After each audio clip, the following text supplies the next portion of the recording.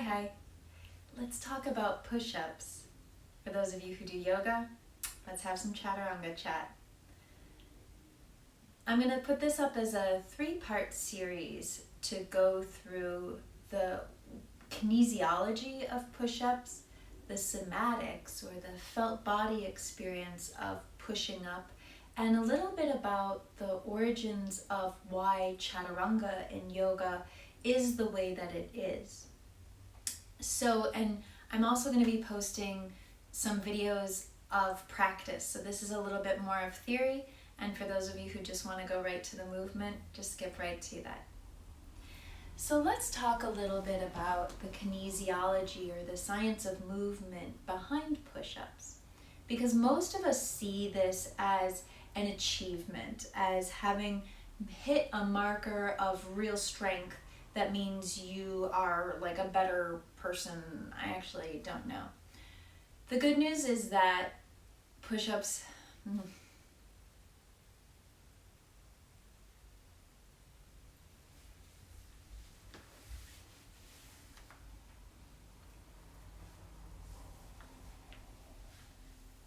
Hi. Let's talk about push-ups, and for those of you who do yoga, we're going to have some Chaturanga Chat. I'm offering this in 3 different parts. We're going to go through the theory of it through... Hi. Let's talk about push-ups, and for those of you who do yoga, we're having Chaturanga Chat. I'm dividing the theoretical part of this into 3 different sections where first let's talk a little bit about the kinesiology. Then let's talk a little bit about the somatic experience, that felt body experience of what it means to push. And then for those of you who do yoga, a little bit about the origins of Chaturanga and where it came from so that you can start to make some critical thinking decisions about how Chaturanga or push-ups work in your body. So this can be somewhat controversial with push-ups because they're seen as such an achievement, a marker of ability when it comes to exercise and movement and yoga and Pilates. If you can do a push-up, it means that, I don't know, you're like a better person or something. And it's so much so that a friend of mine told me that on her online dating profile match you up questions, that one of the questions was actually, can you do 10 push-ups right now? Which seems like a lot of pressure to get into a relationship, but that's just me. Don't take dating advice from me. Perhaps you can take some push-up advice from me or guidance at the very least. So now, the good news here, I hope, is that it is very likely that you can already do a push-up. And that's because it's an important developmental movement. When you were a little baby, you were in your tummy time and you had to learn to push up to see around your world. And so we're going to talk about that a little bit more in the somatic section of this in the next video. But I do want to give you a cool little party trick to impress your friends, which is that most of us want to do a 1-arm push-up. Ready? Lay down, put 1 arm up, use your other arm, push up, boom. You just nailed it. You did a perfect 1-arm push-up. Pause the video and go tell all your family and friends. All right, are you back? So let's talk a little bit about the kinesiology, which means the science of movement, and the biomechanics and the tensegrity and all of those really fun parts of push-ups. So most of us have been taught that if you can align a push-up just right, if you can stack everything up in the right way, that you will be able to recruit everything that needs to happen and do a push-up. And that if you even just start from here, and even if you're doing this, that if you figure out that alignment, you're one day going to be able to get to this somehow.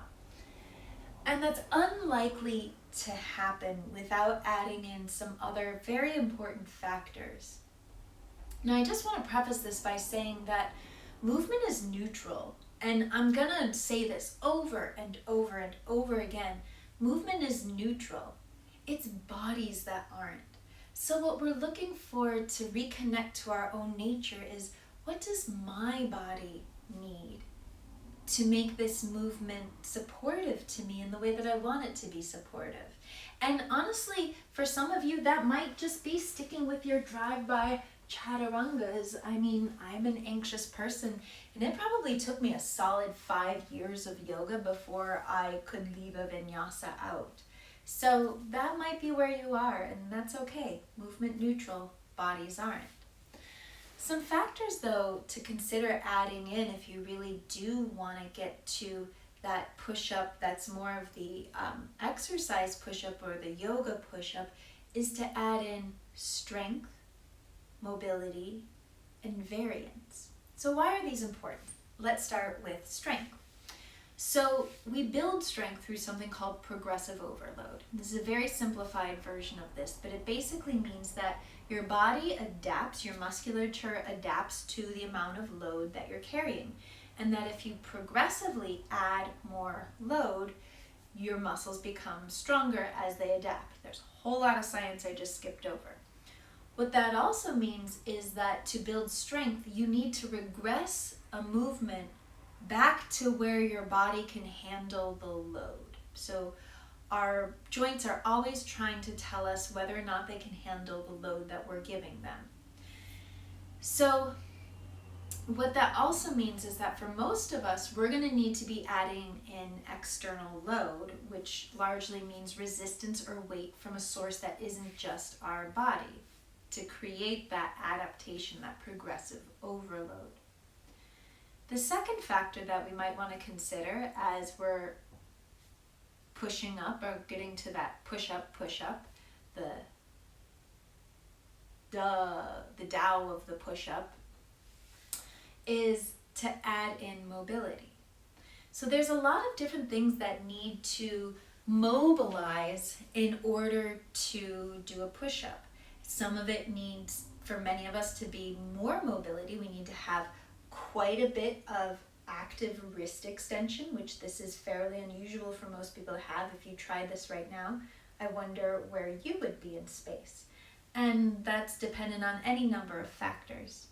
We also could think about your shoulder mobility, an extraordinarily mobile joint, even if you feel stiff and tight. It has some of the most mobility in your body. We also want to learn how to restrict and stabilize that mobility to support your shoulders. And then where we want to add in that last part is variance.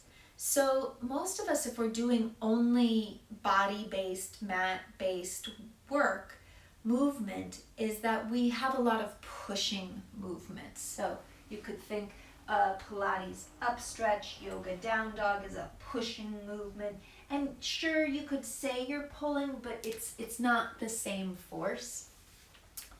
And so without adding in the variance, the variability of pulling exercises, we start to get a little lopsided, figuratively, not literally, maybe literally.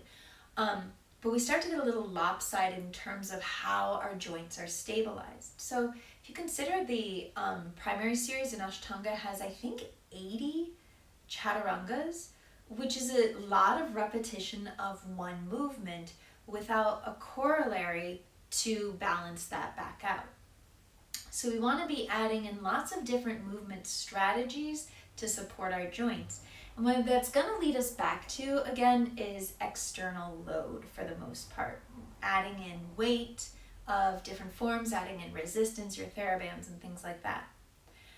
So why this becomes important is sort of the nature of where you're adding force into your body. So compressive force, there's all kinds of forces that our body needs, but we're not going to get into a grad school lecture on that. But if we're doing a tricep push-up, we have a really narrow base to load that force, yeah? And that tends to put the work into smaller muscles like your deltoids, your triceps, things like that. If we take a wider base, we've now distributed the area of where that force gets loaded, and that can start to come into some bigger muscles there. You can get your pectoralis major and minor involved. and get those larger muscle groups. And I just said larger muscle groups while pointing to here. It's not going to do maybe anything for this, but it is going to get you stronger here. And so what you can kind of see is a difference here. If I'm doing this narrower version, it's pretty easy to collapse into. And once I do, it's hard to get back out. Oh my God, that's really hard. Whew. Now, if I do take my arms wider, I've now distributed. You can kind of see how far apart my arms are. I've distributed that force so that there's a lot more structures that can take that force on. And it actually makes it feel harder because so much more knows how to engage now. Ugh. What that also means is that the regression that's right for you is the regression that's right for you. So we're going to go over that in the practical video. The next video to take a look at is the somatic experience of why push-ups are so important to our human nature. Thanks.